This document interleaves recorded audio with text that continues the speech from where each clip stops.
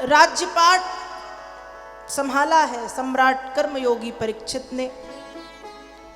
और सम्राट कर्मयोगी परीक्षित एक दिन पूर्ववाहिनी मां सरस्वती के तट पर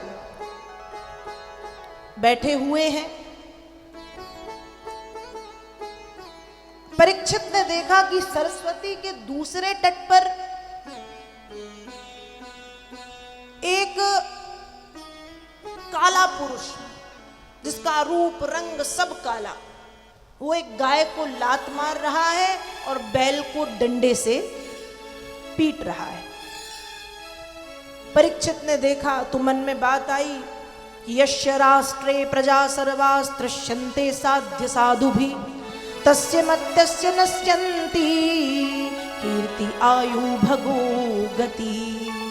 जिस राजा के राज्य की प्राणों से प्रिय प्रजा दुखी हो, उस राजा की कीर्ति आयु गति सब समाप्त हो जाती।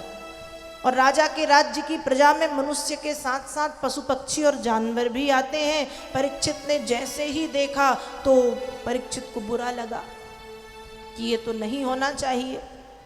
तलवार निकाली, उस काले पुरुष के पास पहुंचे और कहते हैं, बता तू कौन है और मेरे राज्य की प्रजा को प्रताड़ित करने का क्या कारण है, क्यों मार रहा है तू, क्यों पीट रहा है। तब वो कहता है, महाराज गलती मेरी नहीं, मेरा नाम है कलयुग। जब भगवान कृष्ण जब तक इस पृथ्वी पर थे, रहने के लिए थोड़ा सा भी मुझे स्थान नहीं दिया, लेकिन अब आप राजा हैं और जब आपने भी मुझे स्थान नहीं दिया, इसलिए मैं आपके राज्य की प्रजा को मार रहा हूं, पीट रहा हूं और मारूंगा। परीक्षित ने सोचा बात तो सही है, दोनों की बातें सुनी परीक्षित ने, इसलिए अब रहने के लिए कलयुग को स्थान दिया है। द्यूतम पानम स्त्रियः सूना यत्राश्च धर्म चतुर्विधा पुनश्च याचमानायो जात रूप मदात प्रभु। स्थान दिए हैं परीक्षित ने 4 कि आज से तुम इन 4 जगह रहोगे। ध्यान रखिएगा, कलयुग इन 4 स्थानों में रहता है। ध्यान से सुनिए। द्यूतम, द्यूतम मतलब द्यूत क्रीड़ा, जहां द्यूत क्रीड़ा होगी, जहां जुआ होगा, वहां कलयुग रहेगा। पानम, जहां मदिरा पान की जाएगी वहां कलयुग होगा। स्त्रिया, जहां स्त्री होगी वहां कलयुग होगा। अब बताओ, स्त्री किसके घर पे नहीं? किसी की माँ, किसी की बहन, किसी की बेटी, किसी की पत्नी के रूप में। तो यहाँ स्त्री का मतलब माँ, बहन, बेटी, पत्नी नहीं, यहाँ स्त्री का मतलब है जो गलत आचरण वाली स्त्री है, जिसको हम वैश्या कहते हैं। तो जो लोग वैश्यागामी होंगे या जो वैश्यावृत्ति करेंगे, तो द्यूतम पानम स्त्रिया, ऐसी स्त्रियों में कलयुग होगा। और ऐसी स्त्रियों का संसर्ग करने वाले लोगों में भी कलयुग होगा। सूना, सूना मतलब हिंसा, जहाँ हिंसा होगी कलयुग होगा। 4 स्थान परीक्षित ने दिए। कलयुग कहता, महाराज ये 4 स्थान तो बड़े बुरे हैं, एक तो कोई अच्छा स्थान दीजिए। और पुनश्च याचमानायो, फिर से मांगने पर परीक्षित ने कहा, ठीक है आज से तुम स्वर्ण में भी रहोगे। अब बताओ, यहाँ जितनी माताएं बैठी हैं, सोना, सोना मतलब स्वर्ण, गोल्ड, सबको अच्छा लगता है ना? लगता है या नहीं? स्वाभाविक है, श्रृंगार है। स्त्रियां नहीं करेंगी तो कौन करेगा? श्रृंगार है, आभूषण, स्वर्ण, सोना सबको अच्छा लगता है। और माताओं का बस चले तो अपने पतियों से हर हफ्ते एक सोने का सामान बनवाए। वो तो परिस्थिति बस बोल नहीं पाती, नहीं तो उनका बस चले तो। और देखते भी हम माताओं के कान में सोना, नाक में सोना, गले में सोना, हाथों में सोना। तो कलयुग रहता है क्या?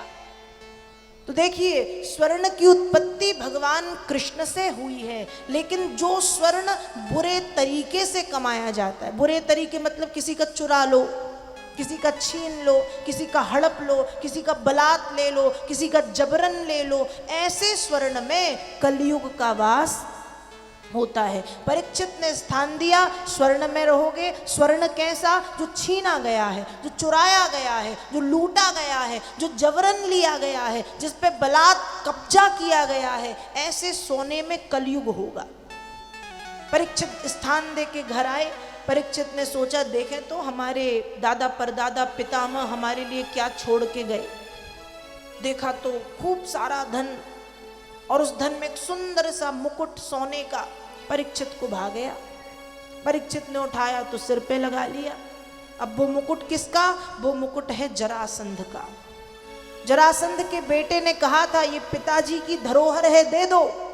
पर भीम जबरदस्ती छीन के ले आए। छीना हुआ मुकुट पहले से अवगुण भरे थे, और जैसे ही लगाया परीक्षित के सिर पे कलयुग सवार हो गया। परीक्षित शिकार खेलने के लिए जंगल में पहुंचे। शाम को भूख प्यास लगी, समीक ऋषि के आश्रम में गए। ऋषि ध्यानस्थ बैठे थे। लगा ये हमको देख के ढोंग कर रहे हैं। तक्षक जाति का एक मरा हुआ सर्प पड़ा था, उठाया और समीक ऋषि के गले में लपेट दिया। और परीक्षित वापस चले आए। वापस आते ही, मुकुट उतारते ही सब याद आ गया, तो प्रायश्चित करने लगे कि मैंने ये क्या अपराध कर दिया, भूल हो गई, गलती हो गई। खूब पश्चाताप करने लगे। यहाँ पर समीक ऋषि के पुत्र श्रृंगी ऋषि पहुंचे हैं, और जैसे ही पिता के गले में सर्प को, मरे हुए सर्प को लटका देखा, श्राप दे दिया। इति लंघित मर्यादम तक्षका सप्तमे हनि दंक्षयत स्म कुलांघारम चोदितो में तद्रुहम। जिस कुल के लिए अग्नि की तरह काम करने वाले राजा ने मेरे पिताजी के साथ ये दुर्व्यवहार किया है, जिसने अपनी मर्यादाओं को लांघा है, उसको श्राप देता हूं, आज से 7वें दिन इसी तक्षक के काटने पर वो मर जाएगा। थोड़ी देर के बाद समीक ऋषि जब जागे, पता चला बेटे ने परीक्षित को श्राप दे दिया, तो सोचने लगे कि ये तो नहीं होना चाहिए था, क्योंकि परीक्षित ऐसा कर ही नहीं सकते, और यदि किया है तो कोई कारण रहा होगा। इसलिए तुरंत अपने कुर्मुक नाम के शिष्य को भेजा कि परीक्षित से बोल के आओ कि वे अपने कल्याण का मार्ग ढूंढें। परीक्षित के पास पहुंचे, कुर्मुक श्राप के बारे में बताया। परीक्षित तो वैसे भी प्रायश्चित कर रहे थे, लेकिन जैसे ही श्राप की जानकारी मिली, तुरंत परीक्षित ने राज्य चिन्ह त्याग दिए, मुकुट वगैरह त्याग दिया। राजाओं के जो कपड़े थे वो भी त्यागे, साधारण से वस्त्र पहने। तुरंत अपने पुत्र जन्मेजय को राज्य सौंपा, और परीक्षित गंगा जी की ओर निकल पड़े। जब परीक्षित गंगा तट पे पहुंचे, तो गंगा तट पे खूब बड़े बड़े ऋषि मुनि, ज्ञानी ध्यानी योगी तपस्वी सब विराजमान हैं। किसी ने कहा महाराज यज्ञ करो, किसी ने कहा योग करो, किसी ने कहा तप करो, किसी ने कहा जप करो, किसी ने कहा ये करो, किसी ने कहा वो करो। पर परीक्षित को किसी की बात अच्छी नहीं लगी।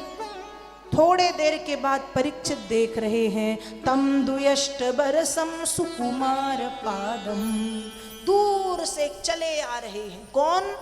तम द्वि अष्ट वर्षम, मतलब 16 साल के श्री सुखदेव जी महाराज। अब सुखदेव जी की उम्र यहाँ पर बताई गई द्वि अष्ट वर्षम। द्वि मतलब 2, अष्ट मतलब 8। अब यहाँ पे देखा जाए 2 8 को यदि जोड़ो तो जोड़ने पे कितना होगा? 2 और 8 10। 2 में 8 का गुणा कर दो तो 8 दूनी 16 या 2 अट्ठे 16। और 8 को और 2 को लिख दो, पहले 8 फिर 2 तो 82। तो भैया सुखदेव जी की उम्र क्या है? 16 वर्ष है, 82 वर्ष है कि 10 वर्ष है? तो कहा कि सुखदेव जी की जो वास्तविक उम्र है वो तो 16 वर्ष है। शरीर की उम्र 16 है, लेकिन मन की उम्र 10 है। मन की उम्र 10 क्यों? क्योंकि 10 वर्ष के बच्चे के मन में छल कपट ये कुछ नहीं होता, वो निश्चल निष्कपट निष्पाप होता है। तो कहा सुखदेव जी का मन 10 वर्ष के बच्चे की तरह, सुखदेव जी का जो शरीर है वो 16 वर्ष के बालक की तरह सुंदर, और ज्ञान कहा ज्ञान 82 वर्ष के वयो वृद्ध जितना, इतना ज्ञान। ऐसे श्री सुखदेव जी पधारे। कैसे हैं? तम धुयष्ट बरसम सुकुमार पादम, दिखने में बड़े सुंदर, सुकुमार मतलब दूर से देख के लग रहा खूब कोमल से हैं, खूब नाजुक से हैं, मुलायम से हैं। सुकुमार पादम, ऐसे सुंदर से सुखदेव जी। बाल कैसे हैं? घुंघरारे घुंघरारे, कंधे तक बाल। आंखें कैसी हैं? कमल की पंखुड़ी की तरह बड़े बड़े कटीले नेत्र। गाल कैसे हैं? जैसे ब्लश, आजकल हम मेकअप लगाते हैं ना, तो यहाँ गालों में ब्लश लगाते हैं कि गुलाबी हो जाए। उनको लगाना नहीं पड़ा, वो वास्तविक प्राकृतिक रूप से ब्लश लगा के आए, लाल लाल। होंठ कैसे? लिपस्टिक की जरूरत है, टिंट की जरूरत नहीं है। कैसे होंठ है? कहा बिंबा फल की तरह लाल लाल अधर। कंधे कैसे? उठे हुए। छाती कैसी? चौड़ी, जैसे सिंह। शेर की चाल कभी देखी? डिस्कवरी चैनल कभी देखना आप, शेर की चाल जब होती एकदम शेर चलता है, तो शेर की जैसी चाल, उठे हुए कंधे, चौड़ी छाती। हाथ कैसे? आजानु बाहु, घुटने तक नीचे लंबे हाथ। जिनके हाथ लंबे होते हैं उनको महापुरुष कहा जाता है। तो आजानु बाहु, घुटने से नीचे हाथ हैं। ऐसे सुखदेव जी। और सुखदेव जी महाराज का गला ऐसा है जैसे शंख की आकृति। आज हम जब मोटे हो जाते हैं तो हमारा तो गला ही नहीं दिखता, डबल चिन हो जाती है, समझ में नहीं आता गला कहाँ है मुंह कहाँ है। लेकिन सुखदेव जी का गला कैसा? कहा शंख के जैसा गला।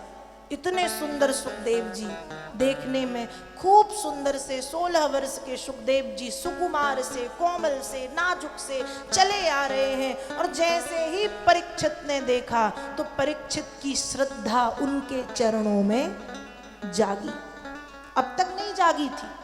100 वर्ष के वृद्ध वहां बैठे थे, ज्ञानी ध्यानी योगी, किसी की तरफ मन नहीं गया। लेकिन जैसे ही सुखदेव जी आए, परीक्षित चरणों को पकड़ के लेट गए, चरणों में लेट गए, पकड़ लिया कस के।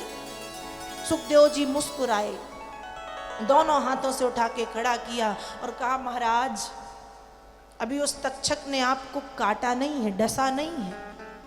यदि वो डस भी चुका होता, उसका विष आपकी नसों में बहने लगता, उसके विष के कारण आपकी आंखें चढ़ गई होती, आपके होंठ नीले पड़ गए होते, आपके नाखून नीले पड़ गए होते, और उस स्थिति में आप मेरे पास आते। उस समय भी मैं कहता कृष्ण चरित्र सुन लो। अभी तो 7 दिन है महाराज, तुम मुझे 7 दिन दे दो, मैं तुम्हें नवजीवन प्रदान करूंगा। सप्ताह यज्ञेन कलौ पुनन्ति ते, बैठ करके कृष्ण का चरित्र सुन लो, तर जाओगे, तरण तारण हो जाएगा। और तुम बस नहीं, तुम्हारे पिता के पक्ष के 7 पीढ़ी और तुम्हारी माता के पक्ष की 7 पीढ़ियों का उद्धार हो जाएगा। भागवत की कथा सुनो।